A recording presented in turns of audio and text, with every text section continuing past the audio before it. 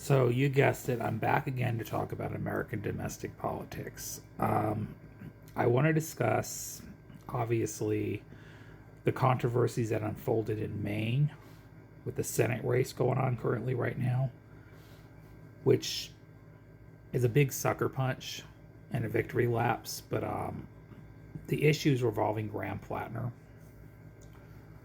I'm going to be honest here. I did like his style of campaigning. I think he had the right message, the right recipe, the winning strategy. He gained a record number of support. A lot of people liked his style of politics, and I was one of them. I defended him on a lot of levels because I thought it was just the establishment hit job. Because they do this to so many candidates that run for office that are not part of their mold, if you know what I mean. But I will be honest, I did have a little bit of blinders on because it was like one thing after another, drip, drip, drip. Um, and this might make a lot of people mad because Graham Prattner is pretty popular with a lot of people. But honest to God, he seriously should drop out of this race in Maine. I know it's going to surprise people to hear me take this stance, but the last thing that came out about him, we have to draw a red line somewhere. We have to have the moral high ground here as Democrats. We have to have the moral clarity. And I understand people want the urge to defeat Susan Collins in Maine, and I'm with you on that. And we want to defeat the establishment. We're angry about the status quo. We want real fighters. And we know the Republicans are okay with picking amoral candidates. They're okay with picking people with serious allegations against them. They don't care because they're a cult. We as the left have to be better than that. That's just fact. And I did listen to all the warnings. I was like a lot of people on the left. No, F you, kick rocks, because he's the right guy. He's the guy that can win Maine. And, I honestly thought it's time he could win Maine. He was polling better against Susan Collins.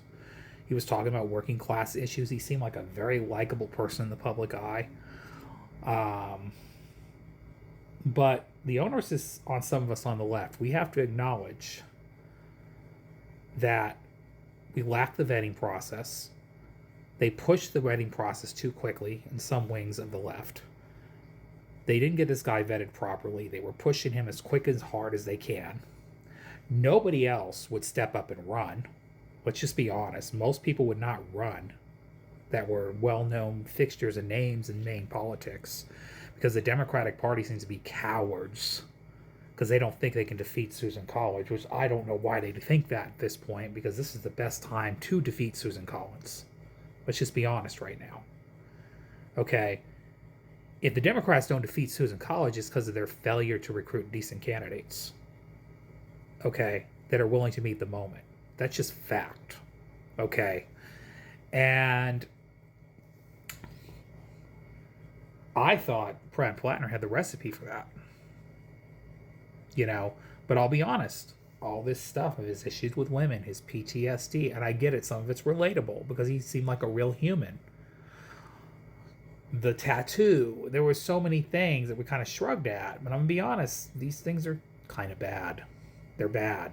And then the fact he had ties to family members and industries like Blackwater.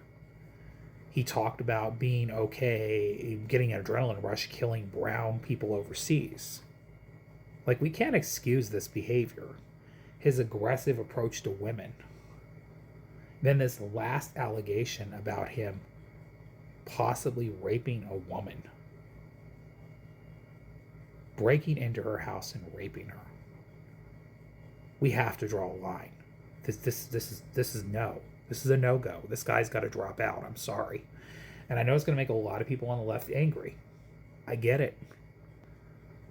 Susan Collins still needs to be defeated. I don't disagree with that. And I think the thing is, but we have to draw a line. And if this is, usually when one or two scandals come out about somebody, it continues. It ends up being 1,000. It's just one after another. The way we're going right now, we're not going to win with him on the ballot. This is the last story just dropped out. This one's bad. And the numbers are showing he's losing support right now. And it's not because he's not not because he's a bad candidate. He's got the pulse of the people behind him. He is a good candidate, but he's got a lot of scandals and baggage. It's going to sink him. And it's going to make Democrats look bad because those independents are going to be a deciding factor in this election. That's just reality. And some of them will probably reelect Susan Collins if they feel like their choice is Graham Plattner now at this point. I'm not saying the Democratic Party should go along and pick another generic Democrat to run.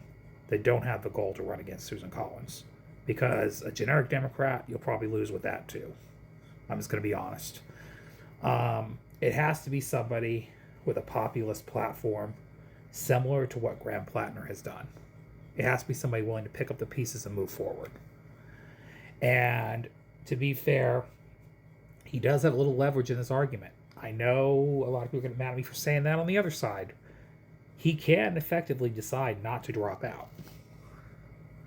Even though he won't get any funding, and support, he may decide to hold the line. Because the reality is, people are in that anti-establishment mood right now. They are in that populist moment. I'm not saying he can't still defeat Susan Collins. He can. The thing is, it'll be a lot harder because of all the baggage he's carrying and the fact that they're pulling his support. They're pulling their support from him. He won't get the funding he had. Okay? That will affect the outcome of the race in a lot of factors. But also, he still has the leverage because the Democrats really are trying to win back the Senate. And he could effectively say, I'm going to hold the line unless you pick a candidate that picks up the torch on the platform I ran on. He can do that. And that's fair because people did vote for him in the primary. He won a record number of votes. He garnered a lot of support. So it's only fair for him to hold the line at least long enough to make the party concede to what the voters actually want. That does make sense, and I agree with him doing that. But we have to take this serious. There has to be a line drawn somewhere. There just has to be. And I know a lot of people aren't going to like the fact I'm saying this. But we can't shrug our shoulders and ignore every scandal about somebody because, Trump. We can't keep making that excuse. I understand people feel that way. I get it. But let the Republican Party look like amoral pedophile protectors. Don't let the Democrats fall into the same trap. We can't become like MAGA. We can't do that. We cannot do that. We still have to be the moral party with a moral high ground. So, yeah, we got to lead by example. But there is a process that can be done. Another candidate can effectively take his place if he drops out by July 14th or 13th. And they can pick another candidate. And it can be a vetting process. And it doesn't have to be a mold of the establishment. It can be somebody else. And they got several candidates that can run. They got a deep bench in Maine. There's a lot of great Democratic candidates or people in Maine that serve in public service that can run for that higher office. They just got to have the balls and the backing and the goal to do it.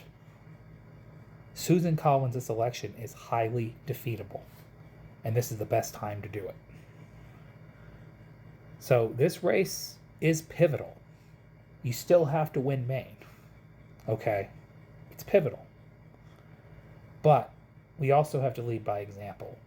And as somebody with this many allegations, it's only going to continue. And the dam's going to break. And we cannot have that. We cannot. He had the right formula and idea, the right backing. I get it. But he's also got way too much baggage that makes the movement look bad. Okay. And that's just bottom line. That's just fact. And I hate coming out saying this because I did think he was a great candidate. I hate it. But it's just reality. It's reality. And we have to stand on principle. So I will see y'all later. You have a great day. You have a great night. Goodbye. Love y'all.